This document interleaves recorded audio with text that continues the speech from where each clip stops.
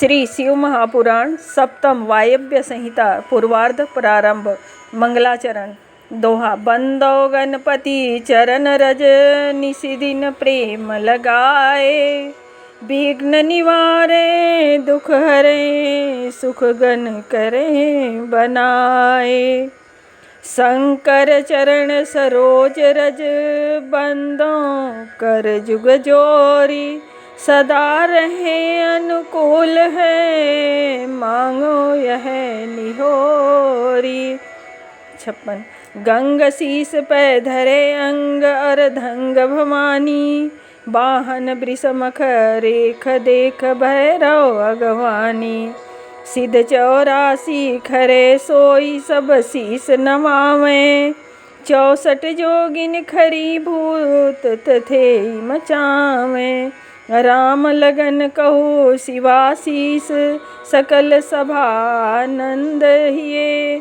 सवरंगी को ध्यान धरूं अर्धंगी आसन किए। पहला अध्याय विद्या अवतार का वर्णन। व्यास जी बोले, शिव गणेश और स्वामी कार्तिकेय तथा सृष्टि उत्पत्ति पालन तथा संहार करने वाले शिव जी को प्रणाम करता हूँ, जिनकी शक्ति अद्वितीय है, जो सब में गमन करने वाले तथा व्यापक ही जिनका स्वभाव है। उन अजन्मा विश्वकर्ता अविनाशी शिव महात्मा महादेव जी की मैं शरण करता हूँ। जब धर्म स्थान महागंगा यमुना के संगम स्थल प्रयाग तथा नैमिषारण्य में ऋषियों ने फिर यज्ञ का अनुष्ठान किया, तो उन अक्लिष्टाकर्मा मुनियों के उस यज्ञ का वृतांत सुनकर व्यास जी के शिष्य सूत जी उस स्थान पर आए। तब उन्हें आया हुआ देखकर सब मुनि प्रसन्न हो गए और प्रेम पूर्वक विधि से ऋषियों ने उनकी पूजा की, जिसे ग्रहण कर महात्मा सूत जी मुनियों के दिए हुए आसन पर विराजमान हुए। तब उन भावितात्मा मुनियों की संगति से सूत जी प्रसन्न हुए और मुनियों का चित्त पुराण संबंधी कथा सुनने को उत्कंठित हुआ। तब उनको विशेष रूप से अपने सम्मुख कर मुनियों ने कहा, हे सर्वज्ञ रोमहर्षण सूत जी, आप हमारे भाग्य से ही यहाँ उपस्थित हुए हैं। अतः हे शैवराज महाबुद्धिमान, आपको सभी पुराणों की कथा साक्षात वेद व्यास जी से प्राप्त है और तीनों लोक का भूत भविष्य वर्तमान की जो कुछ वस्तु है सब आपको विदित है। अब हम भाग्य से ही आपको पाकर वह सब बिना कुछ समझे जाने नहीं दे सकते। अतएव हमारे लिए जो अत्यंत ही सुनने योग्य हो ऐसा पुण्यदायक सत्कथा, जो ज्ञान संहिता युक्त वेदांत सार का सर्वस्व पुराण हो, वह हमें सुनाइए।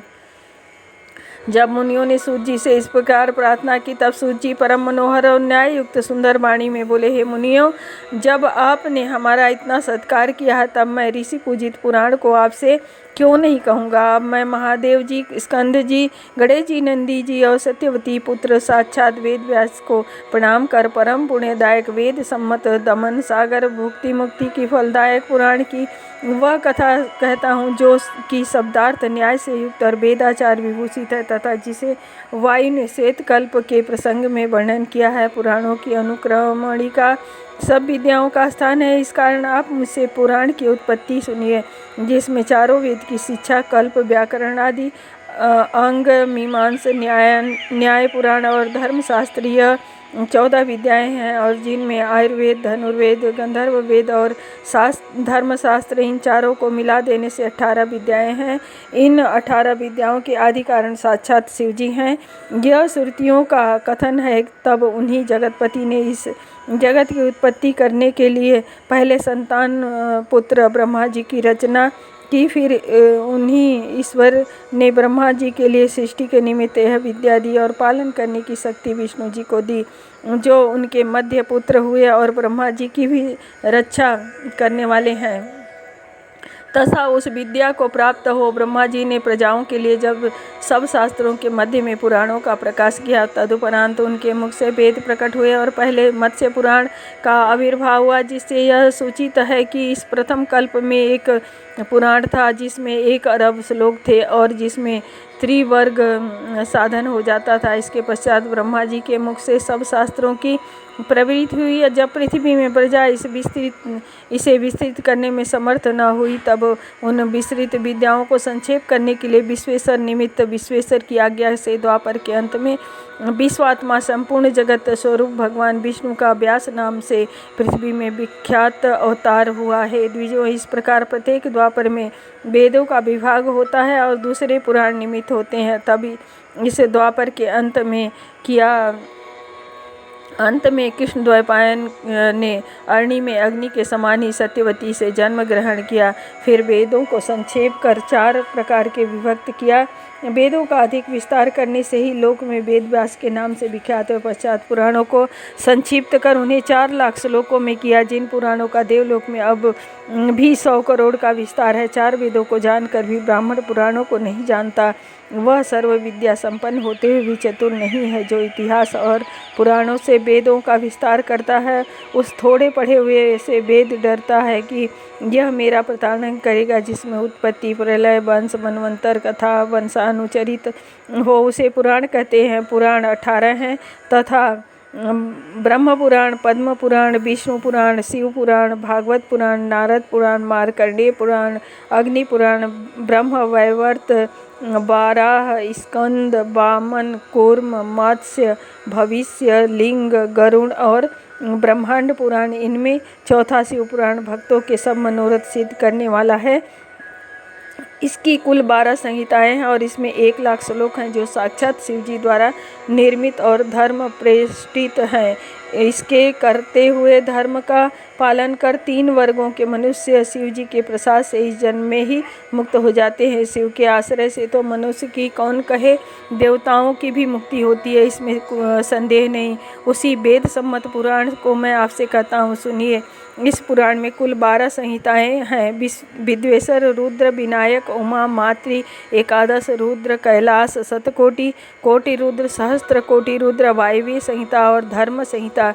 विद्वेश्वर संहिता 10,000 श्लोकों की है। रुद्र, विनायक, उमा और मातृ संहिता प्रत्येक 8-8 हजार श्लोकों की है। एकादश रुद्र 13,000 की, कैलाश संहिता 6,000 की, शतरुद्र 3,000 की, कोटि रुद्र 9,000 की, सहस्त्र कोटि 11,000 की, वायु 4,000 की और धर्म संहिता 12,000 की है।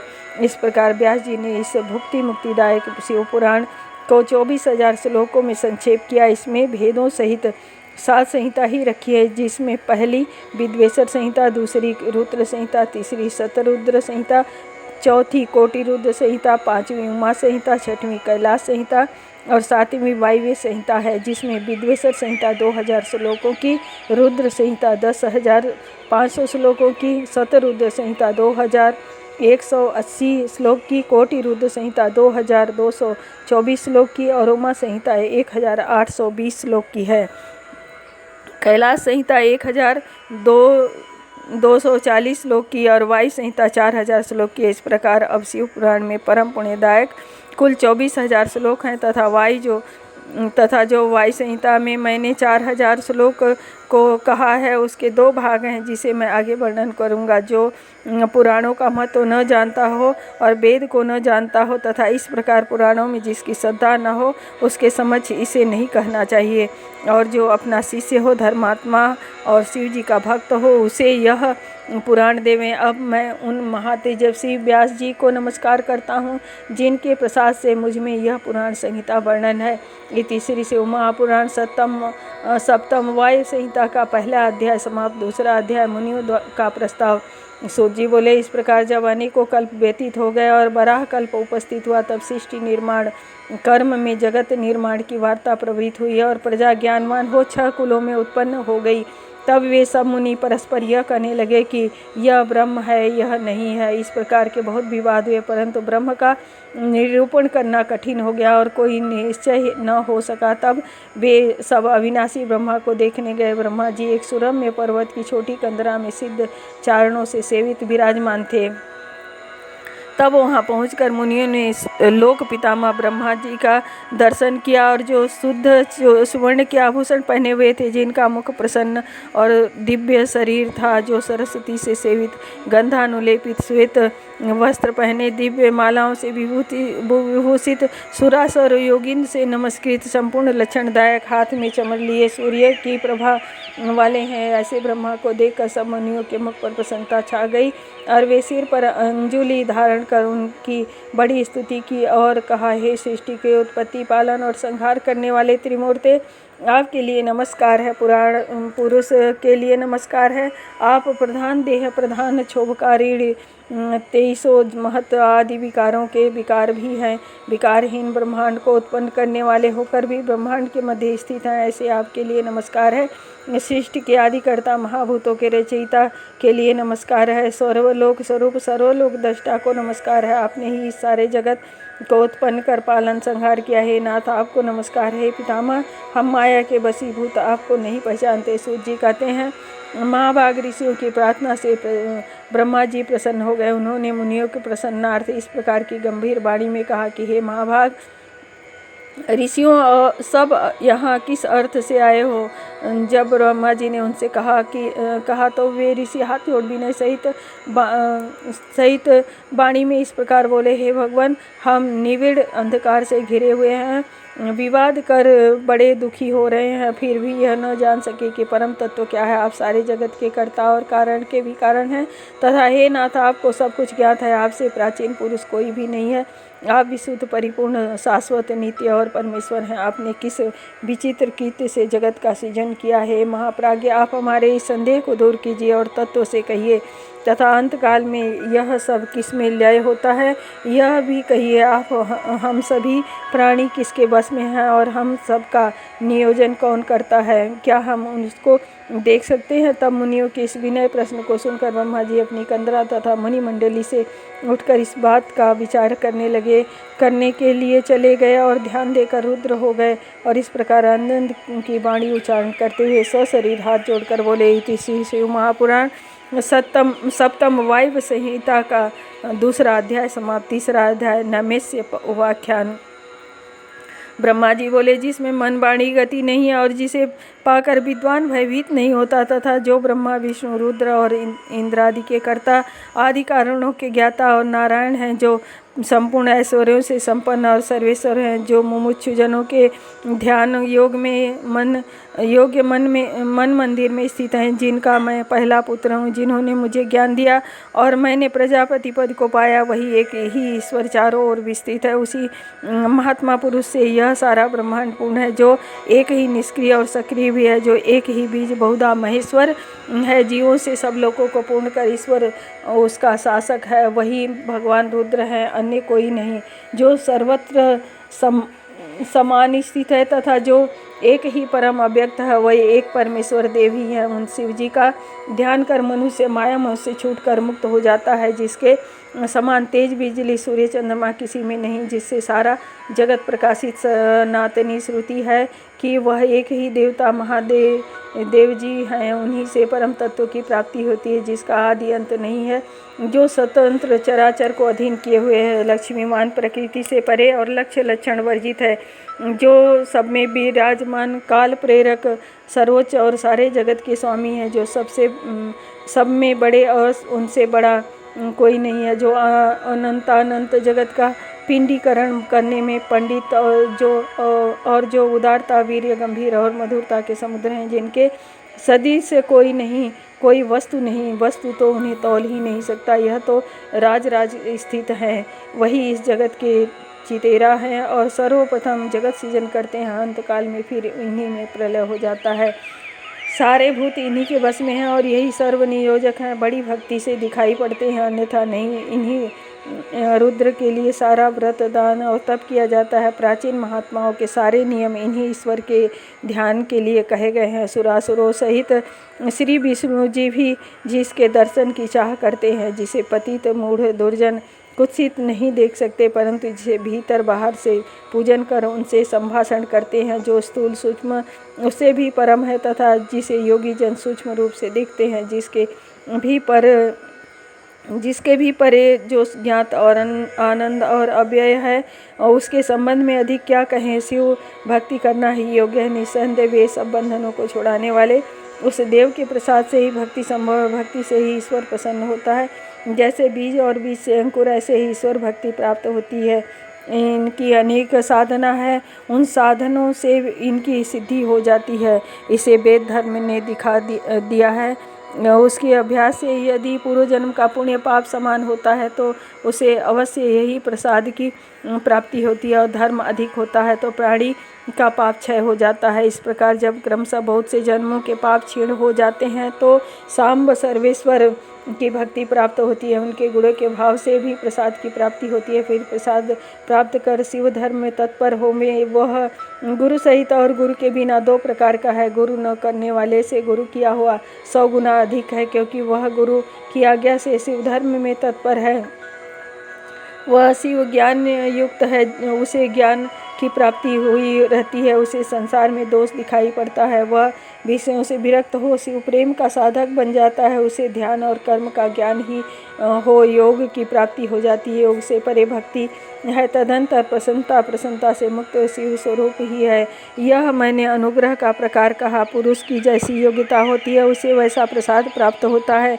कोई गर्भ में स्थित हो, कोई जन्म लेकर, कोई बालक, कोई तरुण, कोई वृद्ध होकर मुक्त होता है, कोई तिर्यक योनि में जाकर, कोई नरक में, कोई पाप पुण्य के क्षीण होने पर उस पद को प्राप्त हो मुक्त होता है, कोई क्षीण पद को हो फिर पृथ्वी पर आकर मुक्त होता है, कोई स्वर्ग में जाकर फिर मुक्त हो जाता है। अनेक प्रकार से मनुष्य की मुक्ति होती है। ज्ञान और भाव के अनुरूप ही शिव जी के प्रसाद से अत्यंत आनंद होता है। अतएव सर्वतोभाविन शिवनिष्ठा से ही मंगल और कल्याण की प्राप्ति होती है। हे मुनियों, इसके लिए आप सब दिव्य 1000 वर्ष के एक दीर्घ यज्ञ का अनुष्ठान कर परम पवित्र पुण्यदायक वाराणसीपुरी में जाइए। वहाँ देवी सहित पिनाकधारी विश्वेश भक्तों पर अनुग्रह के लिए बिहरते रहते हैं। वहाँ जाकर आश्चर्य देख मेरे पास आइए, फिर मैं आपसे मोक्षोपाय कहूँगा, जिससे एक ही जन्म में मुक्ति तुम्हारे हाथों में स्थित हो जाएगी। अब मैं अपना मनोमय चक्र छोड़ता हूँ, जहाँ इसकी नेमी टूटे वहीं देश तप करने योग्य जानिए। ऐसा कह महादेव जी को प्रणाम कर ब्रह्मा जी ने अपना वह चक्र छोड़ा। तब वहाँ जो विप्र उपस्थित थे वे ब्रह्मा जी को प्रणाम कर उस चक्र के पीछे चले।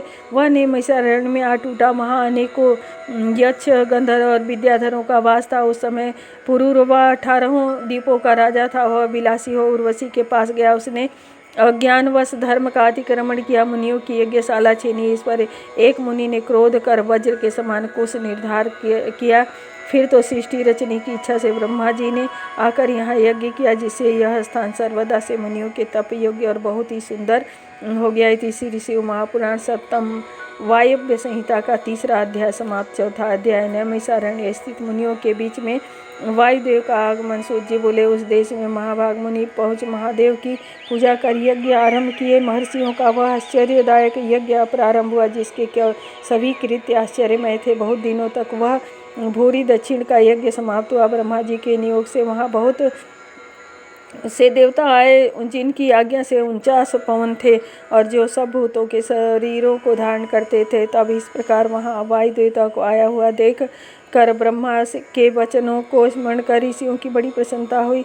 सब ने उठकर वायु को प्रणाम किया और उनके बैठने के लिए स्वर्ण का आसन दिया। वायुदेव ने भी प्रसन्न हो मुनियों से उनकी कुशल पूछी। वायु ने पूछा, हे ब्राह्मणों, क्या तुम्हारे इस यज्ञ में कुशल तो है ना? देवताओं के शत्रु दैत्य कुछ विघ्न तो नहीं करते जो यज्ञ बिगाड़ा करते हैं? क्या आपने सविधि अर्चन कर विधि का अनुष्ठान किया है? अब इस महासत्र के पश्चात आप क्या करेंगे? जब शिव भक्त वायु ने इस प्रकार कहा तब वे पवित्र ब्राह्मण मन में प्रसन्न हो विनयान्वित हो बोले, आज हमारी कुशल हुई और आज हमारा तप सिद्ध हुआ, जो आपने यहाँ आने की कृपा की है। आज के बहुत पहले जब हमने प्रजापति की उपासना की तो शरण में आया देख वे साधु हमसे बोले कि हे विप्रो, हमसे अधिक रुद्र हैं, उन्हीं को प्रसन्न करो, क्योंकि उनकी प्रसन्नता से बहुत सुख होता है। अतएव शिव की प्रसन्नता के लिए नैमिषारण्य में जाकर रुद्र का भजन करो। तब वहाँ वायुदेव आएंगे, जिनके प्रसाद से ज्ञान प्राप्त हो तुम्हारा भविष्य उज्जवल होगा। इस प्रकार ब्रह्मा जी के भेजे हुए हम सब यहाँ आए और तभी से आपके आगमन के लिए प्रार्थी हैं। इसके अतिरिक्त हमने और कुछ नहीं किया है। जब मुनियों ने ऐसा कहा तो वायुदेव प्रसन्न हो उन मुनियों के मध्य में आसीन हो गए और मुनियों का भाव वर्धन करने के लिए पहले शिष्ट सृष्टि की उत्पत्ति और फिर सर्वेश्वर प्रभु का ऐश्वर्य समास से वर्णन करने लगे। इति श्री शिव महापुराण सप्तम वायव्य संहिता का चौथा अध्याय समाप्त। 5वां अध्याय शिव जी का तत्व ज्ञान। सूत जी बोले, हे महाभाग, तब मुनियों ने वायुदेव को प्रणाम कर पूछा, हे प्रभु, आपने इस गोचर ज्ञान को कैसे प्राप्त किया है कि जिससे आप शिव जी के भक्त हुए। तब वायु ने कहा, जब श्वेत कल्प में ब्रह्मा जी ने सृष्टि रचना के विचार से तप किया तो उस उग्र तप से शिव जी बहुत प्रसन्न हुए और कुमार अवस्था धारण कर श्वेत नामक मुनि हो वहाँ उपस्थित हुए तथा इस प्रकार उन्हें दर्शन दे। उन देवदेव महाश्वर ने उनसे दिव्य वाणी में जो कहना था कहा। तब उन वेदपति शिव जी को ब्रह्मा ने प्रणाम किया और उन्होंने उन्हें गायत्री सहित ब्रह्म ज्ञान दिया। विश्वकर्मा चतुर्मुख ब्रह्मा को ज्ञान प्राप्त हुआ। वे स्थावर जंगम सब प्राणियों की रचना करने लगे। उन्हीं ब्रह्मा से तत्वों का ज्ञान प्राप्त कर हम सब इस तप में लगे और यह ज्ञान प्राप्त किया। सुख के इच्छुक पुरुष को शिव संबंधी इस ज्ञान में परम निष्ठा करनी चाहिए। अज्ञान से प्रभुत्व दुख ज्ञान से निवृत्त हो जाता है और वह ज्ञान 3 प्रकार का है। वही इस चेतन जीव और जड़ प्रकृति का नियंता है। उसको पशु पास ये पति और क्रम 3 प्रकार से कहते हैं। तत्ववेता उसी को अक्षर और क्षर से परे कहते हैं। अक्षर का ही नाम पशु है और ब्रह्म ज्ञान से पास को प्रकृति है, वह क्षरण होती है, इससे पास को क्षर कहते हैं। और जो क्षर अक्षर से परे है उसे पति कहते हैं। इस पर मुनियों ने वायु से क्षर अक्षर का भी स्पष्टीकरण पूछा। तब वायु ने प्रकृति क्षर और पुरुष अक्षर है और जो इन दोनों का प्रेरक है वह पर से भी पर परमेश्वर शिव है। इस पर मुनियों ने पूछा, प्रकृति क्या है और पुरुष कौन है तथा इसका प्रेरक कौन है और इनका क्या संबंध। तब वायु ने कहा, माया ही प्रकृति है, पुरुष माया से करती है और कर्मों के संबंध से रहित शिवजी ही सबके प्रेरक ईश्वर हैं। इस पर मुनियों ने पूछा, वह माया क्या वस्तु है और माया किस रूप से आवृत होती है, उसका मूल कैसा है और कहाँ से है, शिव तत्व क्या है और कौन शिव है। वायु ने कहा, माया महेश्वरी है और शिव स्वरूप माया से आवृत है। मुनियों ने पूछा कि माया के व्याप्त होने पर का क्या कारण है और वह क्यों घेर लेती है तथा पुरुष क्यों आवृत होता है और उसकी निवृत्ति क्या है। वायु ने उत्तर दिया, वह व्यापी को आवृत होता है, कलादि उसके कारण होने के कारण कर्म क्षय से ही निवृत्त होती है। मुनि बोले, यह कलादि और कर्म क्या है तथा आदि अंत इसके फल क्या है तथा ये सब किसके आश्रित है और भोग किसके निमित्त है तथा भोग और उसका साधन क्या है। मल क्षय का क्या कारण है और पुरुष मलों से छीड़ कैसे होता है। वायु ने कहा, रजोगुण से विषयों की अभिलाषा और अविद्या उत्पन्न होती है जिसको राग कहते हैं और कालदेव ही शक्ति है। पुरुष को भोगने वाला कालादि है। कर्म 2 प्रकार के होते हैं, पुण्यदायक और पापात्मक। इस प्रकार उनके फल भी सुख और दुख के होते हैं। अविद्या वश में जो करता है वह अनादिमल है और वह अंत तक अज्ञान से आत्मा में माना जाता है। भोग से ही कर्मों का नाश होता है और भोग्य वस्तु ही प्रकृति है। बाह्य और अंतःकरण का द्वार शरीर भोगों का साधन है। जब शिव जी से अत्यंत प्रीति हो तब उनका प्रसाद प्राप्त होता है, तभी तमोगुण का नाश होता है और मल के नाश होने पर वह पुरुष शिव के समान हो जाता है। मुनि ने कहा, कलादि 5 तत्वों के कर्म क्या हैं और आत्मा भोक्ता के नाम से क्यों प्रसिद्ध है। जो पुरुष अलग है वह क्या वही आत्मा है और वही भोक्ता भी है। क्या अव्यक्त आत्मा वही है। मुनि मुक्ति में उसका क्या स्थान है और शरीर क्या है। वायु ने कहा, पुरुष में ज्ञान उत्पादि का विद्या एक शक्ति है, क्रिया उसकी ब्याज कला और काल उसका राग प्रवर्तक और देव भक्ति उसकी नियामिका है। अव्यक्त का कारण सत रज और तम 3 गुण हैं जिसे तत्व ज्ञाता प्रधान और प्रकृति कहते हैं। कला नित्यात्मक और प्रभु शक्ति को कहने और प्रकट करने वाली है जो सृष्टि के पूर्व अनभिज्ञ व्यक्त रूप से भी सृष्टि की दशा में व्यक्त रूप रहता है, वही व्यक्त रूप है तथा वही विमोहित आत्मा ही 3 प्रकार के गुणों का भोक्ता है। सत्व रजतम ये 3 गुण प्रकृति के हैं। जैसे तिलों में तेल रहता है वैसे ही ये सूक्ष्म रूप से प्रकृति में स्थित है, यही सुख दुख के कारण है। यह तो मैंने संक्षेप में सात्विक गुण कहा। अब दुख को सुनो। दुख का कारण राजस है क्योंकि इसकी ऊर्ध्व गति होती है, इसे मध्यमा गति भी कहते हैं। यह व्यक्त शरीर अव्यक्त से भिन्न नहीं है, अव्यक्त ही कार्यों का कारण है और प्रवृत्ति निवृत्ति की शून्यता तामसी अधोगति है, जिनमें दंभ और मोह होता है। ऋषियों ने बुद्धि, इंद्रिय और शरीर से व्यतिरेक आत्मा क्या है कि जिसमें शब्द बेहद होते हैं और कहाँ रहता है। वायु बोले इंद्रिय, बुद्धि, इंद्रिय और शरीर से तो वह अवश्य ही अचल और सर्वव्यापक पृथक है, जिससे यह आत्मा कहलाता है, परंतु कारण सहित उसको जानना कठिन है। केवल जन्म परंपरा से उसकी जानकारी होती है, किंतु वह बुद्धि, इंद्रिय और शरीर आत्मा नहीं है। जब आत्मा शरीर को छोड़ता है तब वह अन्य शरीर में चला जाता है, अतः वह भिन्न है। वही स्पर्श स्मरता, सब भूतों को जानने वाला और वेद वेदांत में अंतर्यामी नाम से गाया जाता है, वही सब में व्याप्त होकर सर्वत्र स्थित है, तथापि कोई उसे देख नहीं सकता, न वह आँखों से दिखाई पड़ सकता है और न कोई उसे ग्रहण कर सकता है। उसे केवल योग द्वारा मन को शुद्ध कर महात्मा ही जानते हैं। न वह स्त्री है, न पुरुष है, न पुस्तक है, वह ऊपर नीचे तिरछे भी हैं। धीर बिना शरीर के भी शरीर में स्थित अचल और अविनाशी है।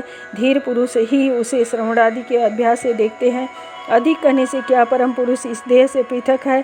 जो इसे देह से मिला देखते हैं वे यथार्थदर्शी नहीं है, क्योंकि यह शरीर तो अत्यंत ही दुख रूप, रोगी और मृत्यु मुख में जाने वाला पतित है।